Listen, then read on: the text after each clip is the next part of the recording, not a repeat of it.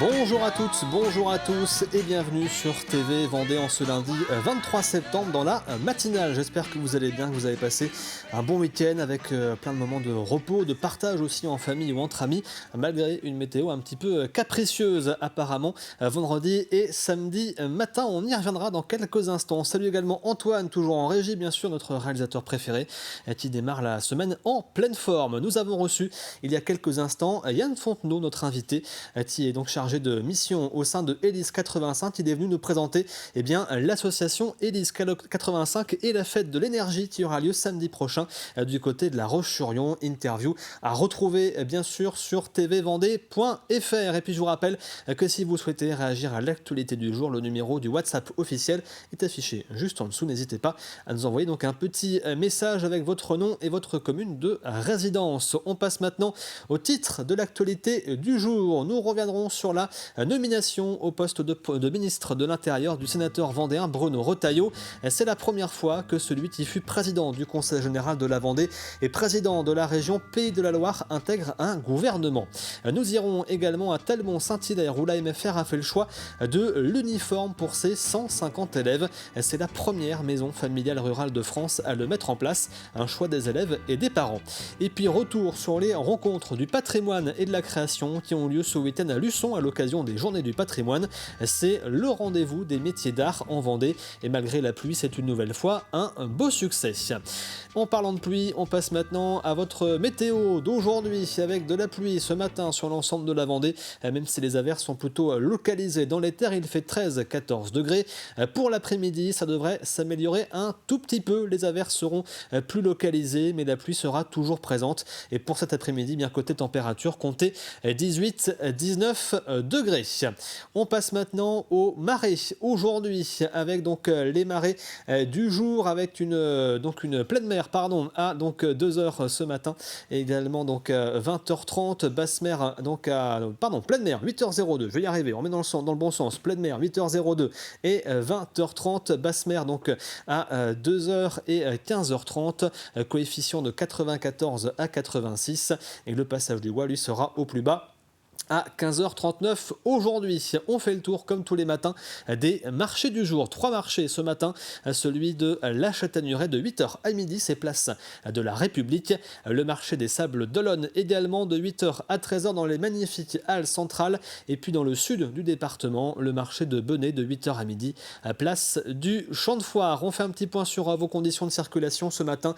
Prudence avec la pluie qui tombe actuellement sur les routes vendéennes et puis pas mal de travaux encore à vous indiquer en ce début de semaine. Travaux sur l'axe La Roche-Esnay, la départementale 948 où la circulation est réduite à une voie. Travaux également sur l'axe La Roche-Les Sables d'Olonne, la départementale 160 où là aussi bien la circulation est réduite à une voie. Des perturbations sont à prévoir à hauteur de Sainte-Flève-des-Loups et de la Motachar. Et puis travaux également sur l'autoroute A83 à hauteur de l'échangeur de Montaigu où il est vivement conseillé de réduire sa vitesse.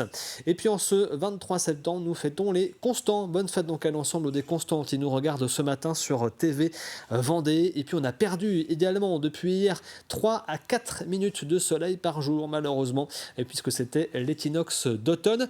Et puis également un petit rappel, un anniversaire aujourd'hui, le 23 septembre 2021, la commune de Pouzauges était labellisée petite cité de caractère. Cela fait déjà 3 ans. On passe maintenant à l'actualité du jour. Voici le flash.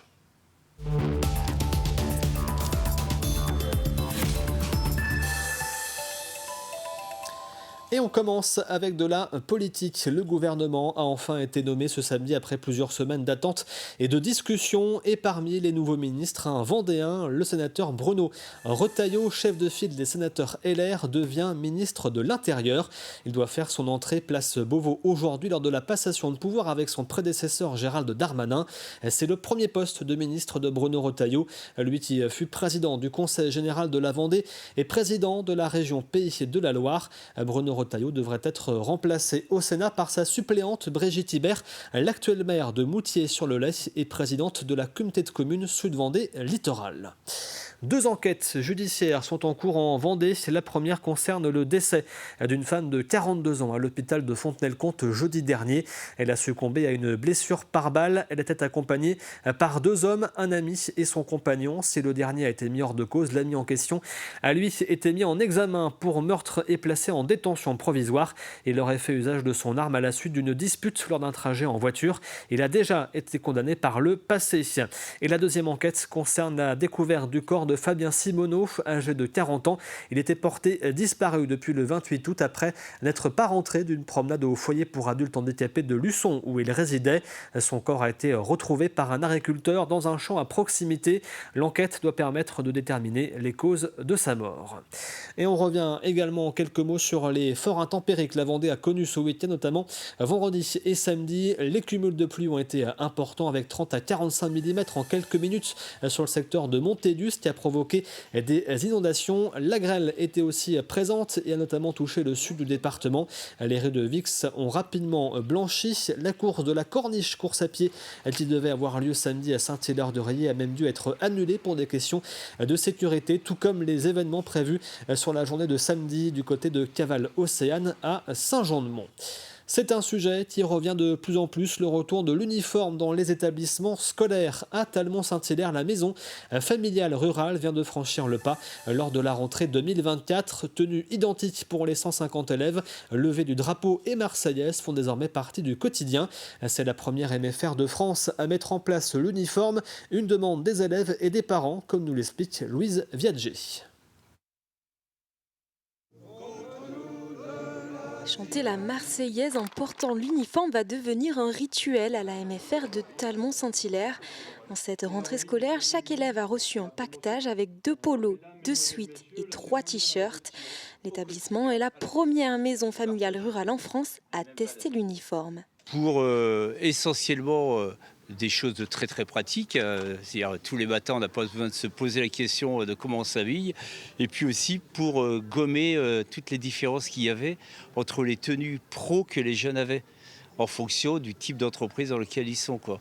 Certains sont des toutes petites entreprises, d'autres des grosses entreprises, certains avaient des super doudounes, d'autres des t-shirts. Enfin, là ça permet, on est tous ici sur le même pied d'égalité, quoi. Les 150 élèves doivent donc gérer leurs vêtements et arriver chaque lundi avec une tenue propre.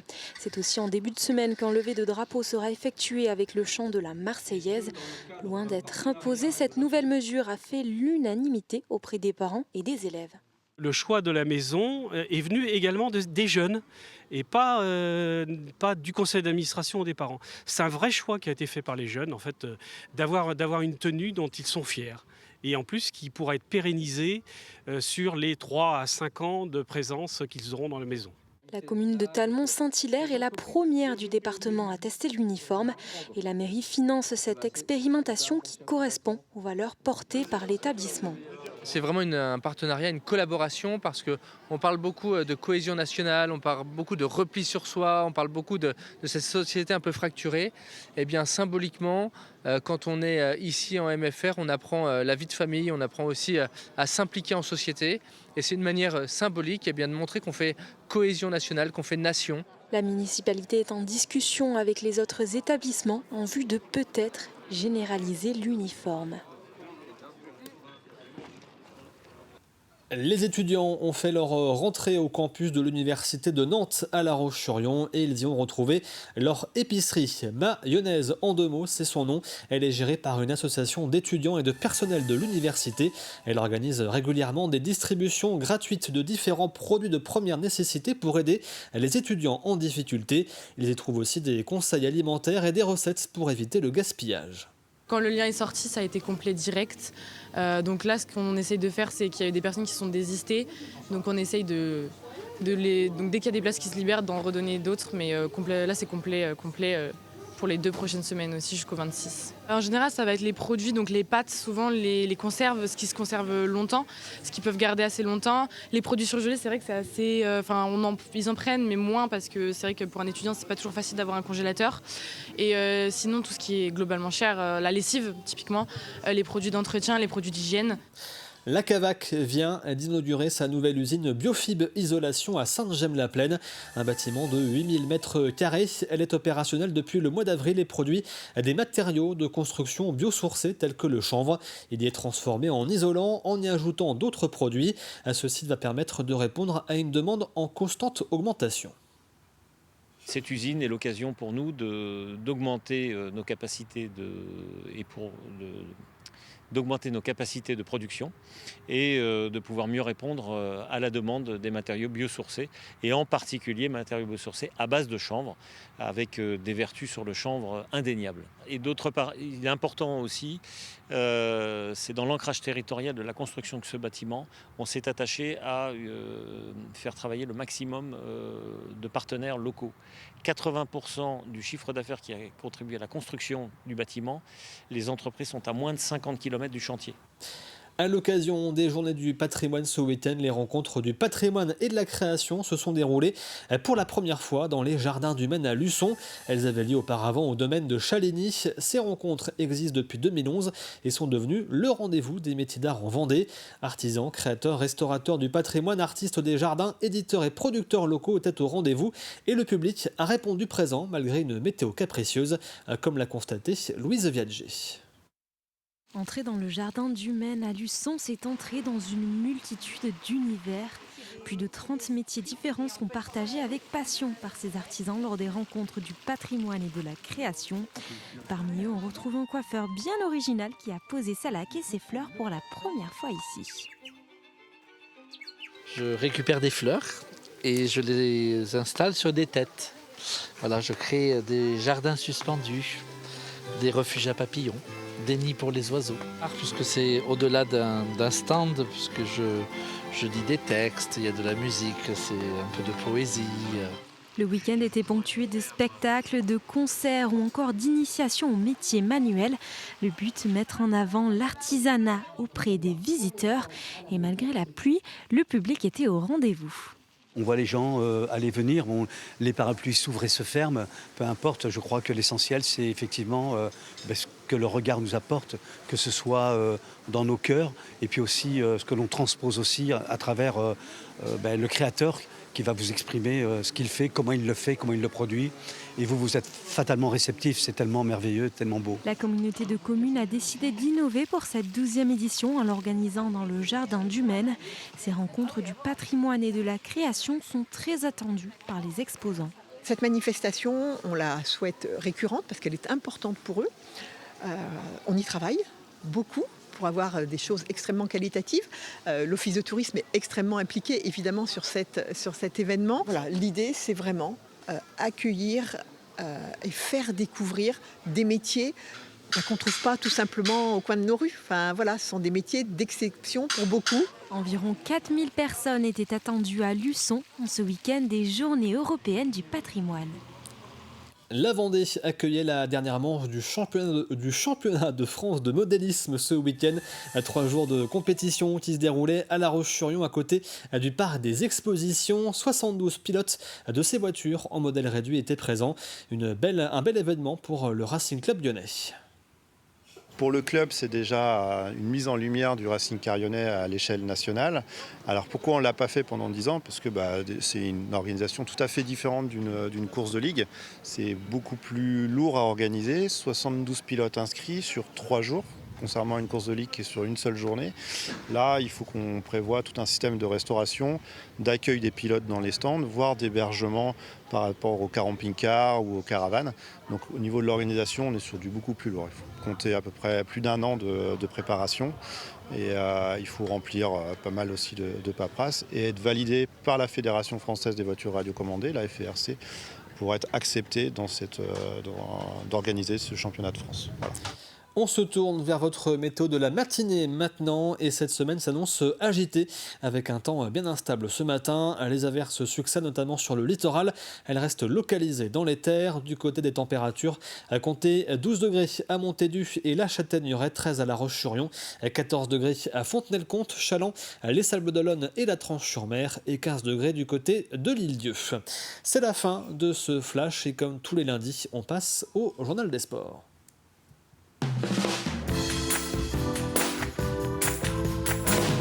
Le journal des sports du week-end préparé par Alexandre Lenaour avec aujourd'hui du foot, du rugby, du tennis de table et du cyclisme, c'est maintenant. Salut les sportifs, c'est l'heure de votre journal des sports du lundi 23 septembre 2024. Au programme, une histoire de maillot dans le derby de National 2. Le FC Lyonnais cherche à se faire plaisir. Les pongistes ferriérois redémarrent avec vigueur. Et puis, ça file sur le parcours du chrono des Achards. Si vous avez l'impression de ne voir qu'une seule équipe sur le terrain, rassurez-vous, c'est normal, les joueurs ont même eu du mal à s'y retrouver. Vendredi soir, le derby de National 2 entre les Herbiers et la Roche VF a démarré sur un imbroglio. Deux jeux de maillots trop similaires, difficile de s'y retrouver. Alors, le public de Massabielle monte au créneau.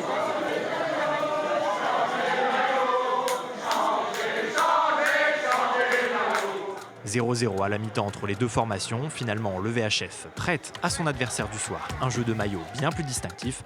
Fin de l'histoire. Le niveau de jeu de la seconde période s'en trouve nettement amélioré. Allez comprendre pourquoi. Avantage aux hommes de Laurent David en rouge et noir. L'ancien Hermouretais, Valentin Rémy, aurait aussi pu jouer un mauvais tour à son ancien club. Avec une solidité défensive retrouvée, La Roche contient les assauts du VHF. Partage des maillots et des points, donc 0-0 pour ce match de la 6e journée. Physiquement, sur les 15 dernières minutes, on prenait le dessus, on avait des situations. La Roche ne voulait pas perdre ce match non plus, on a essayé, mais il faut reconnaître qu'ils ont très bien défendu. Ça reste une bonne deuxième mi-temps, ça reste un bon match globalement. C'est vrai que faire un match comme ça et pas prendre les points, ça agace un petit peu, mais bon, voilà, je ne peux pas reprocher aux garçons d'avoir tout donné, d'avoir fait un match à la hauteur de ce qu'on pouvait attendre. Maintenant, voilà, il manque le principal, c'est de scorer, quoi. En rugby, retour à Desgranges pour le FC Lyonnais qui dispute sa deuxième saison en Fédéral 2. Dimanche après-midi, les Rouges et Blancs affrontaient l'équipe de Plaisir. Fort de leurs 2 essais en première période, les Vendéens mènent à la pause 17-10. Mais au retour des vestiaires, les Plaisirois qui jouent désormais le vent dans le dos se montrent bien plus efficaces que leurs homologues lyonnais. Les visiteurs viennent aplatir par 3 fois. Les hommes de Jérémy Luçon voient même le bonus défensif leur passer sous le nez sur cette ultime pénalité. Le FC Lyonnais s'incline 32-24 et devra encore attendre un peu pour s'offrir son premier succès de la saison. Samedi soir, les pongistes de La Ferrière retrouvaient le championnat de National 2 masculine face à l'équipe de Plérin. Entame réussie pour les Vendéens, passés tout proche de la montée en N1 l'an passé. Les Ferriérois mènent 5-3 à l'issue des 2 premières rotations en simple. La paire Anatole Merlet-Mathieu Perdriau se défait des costarmoricains en 4-7. Il en faut un de plus. Au duo Axel Bossis-Arthur Thomas pour l'emporter. Le capitaine Mathieu Perdriau termine enfin le travail en simple. Victoire 8-3 pour des Ferriérois décomplexés et toujours ambitieux. C'était serré, on savait qu'on avait des équipes qui étaient à peu près identiques en classement. Donc on s'attendait à un match très serré. Ça fait vraiment du bien. Et puis cet été avec les JO, Félix Lebrun, l'équipe de France, ça donne forcément envie de reprendre la compétition du coup derrière. L'ambition, on aimerait bien monter en N1. Je pense qu'on est bien parti. Maintenant, tous les matchs seront importants. À mon avis, l'équipe qui montera s'en sortira pas avec que des victoires. Donc il va falloir jouer tous les matchs à fond. C'est une course qui s'est fait une place depuis 11 ans, désormais parmi les incontournables du calendrier vendéen. Le chrono des Achards, épreuve de contre-la-montre, était de retour dimanche.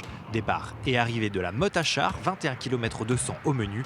Et dans cette course de fin de saison, c'est un local qui s'impose. Grégory Pouvreau du team Vendée en terminant 25 minutes et 43 secondes. Obstination et persévérance pour le futur coureur du Paris Cycliste Olympique. 3e en 2021, puis 2 fois 2e en 2022 et 2023. Grégory Pouvreau est 7 fois monté sur la plus haute marche du podium. Et puis avant que la saison de triathlon ne tire sa révérence, coup de chapeau aux Montoises qui s'adjugent ce week-end le titre de championne de France des clubs de 3e division, titre obtenu samedi dans la Drôme. Le Sergent de Montvent des triathlons aura donc une équipe féminine en D2 la saison prochaine, ça promet et on a déjà hâte de voir ça.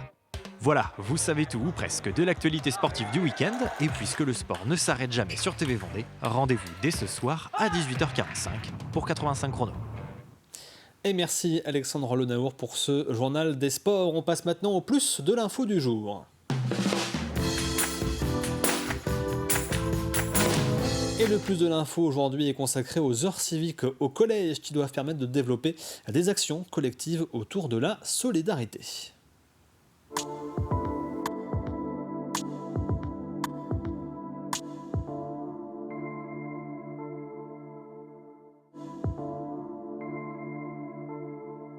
Alors on espère que nos jeunes soient à l'initiative, qu'ils deviennent acteurs, qu'ils développent des compétences de solidarité, de bien vivre ensemble et bien évidemment développer des compétences orales puisqu'ils auront à charge de développer et de présenter leurs projets aux différentes classes de 5e et puis développer des compétences écrites puisqu'ils vont devoir aussi être de petits reporters et faire des mini-flashs pour présenter l'avancée à l'établissement et aux autres élèves de leur projet. Alors les actions déjà imaginées et qui vont être mises en place très rapidement, c'est le cross solidaire. Nos élèves de 5e A prendront à la charge l'organisation de ce cross dans l'établissement. Ils ont déjà trouvé leur association, Forever Fabien, qui est un ancien élève de notre établissement.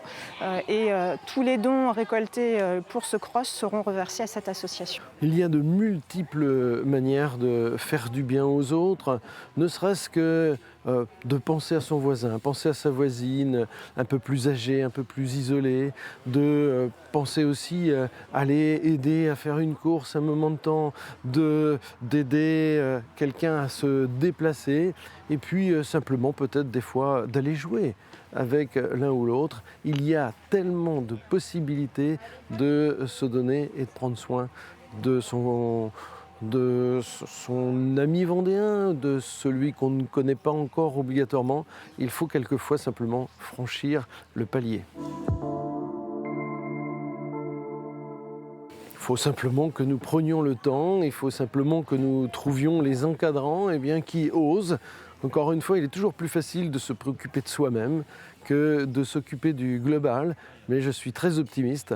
Nous avons les ressources nécessaires dans le monde enseignant, dans le monde des parents, dans tous ceux qui veulent justement proposer, transcrire, aider à réussir cette géniale idée de donner 1 heure de son temps pour les autres. Les initiatives, elles doivent venir de toutes parts. Et si aujourd'hui je me déplace, c'est justement pour leur dire bravo, osez, transmettez le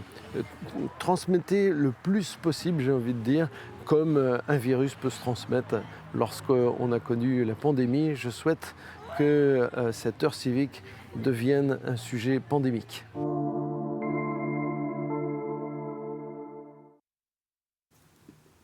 Et vous retrouvez bien sûr ce plus de l'info sur tvvendée.fr. On passe maintenant à l'extrait du jour.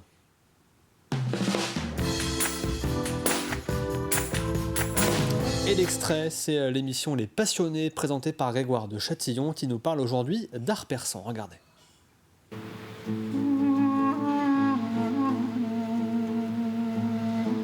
Vous êtes profondément passionné donc par l'art persan, l'art de vos origines. J'entends la peinture, la poésie, l'art des jardins. Oui. C'est un tout. Oui, c'est un tout. Parce que, si vous voulez, en Perse, qui dit Perse, dit le 2e millénaire avant l'ère chrétienne. Qui dit Perse, dit 4 religions, à commencer par le mitraïsme, qui est allé après chez les Romains, le zoroastrisme, le manichéisme, et puis après l'islam, à partir du 7e siècle. Alors, pendant tout ce temps, il y a des monuments qui se sont construits, n'est-ce pas, je dirais le plateau persan, comme on appelait ça, n'est-ce pas, les empires perses, les Achéménides, les Sassanides, tout cela bien avant l'arrivée de l'islam. Et puis, il y a de la poésie de ces époques.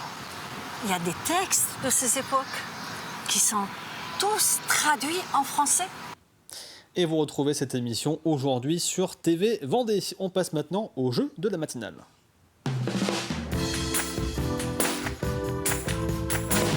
Et on félicite Chloé B du côté de Esnet qui a remporté le jeu de la semaine dernière avec 2 places pour la finale de l'Open de Vendée de tennis. Voici maintenant la question de cette semaine. Quel est le nom du métier des spécialistes de la préparation des produits de la mer? A gagné cette semaine un coffret donc offert par la Perle des Dieux, coffret Madame Lulu en hommage à une passionnée donc des sardines de Saint-Gilles-Croix-de-Vie que vous aviez vu d'ailleurs sur TV Vendée durant l'été. Le jeu donc quel est le nom du métier des spécialistes de la préparation des produits de la mer? Et voici le premier indice. Ils peuvent travailler à la fois en restauration, en poissonnerie ou encore sur les marchés. Vous retrouvez bien sûr la question de cette semaine et les indices jour après jour sur tvvendée.fr. On arrive à la fin de cette matinale. Je vous donne rendez-vous demain pour une nouvelle édition de 7h à 9h. Vous retrouvez le journal à 12h30. À bientôt et bonne journée.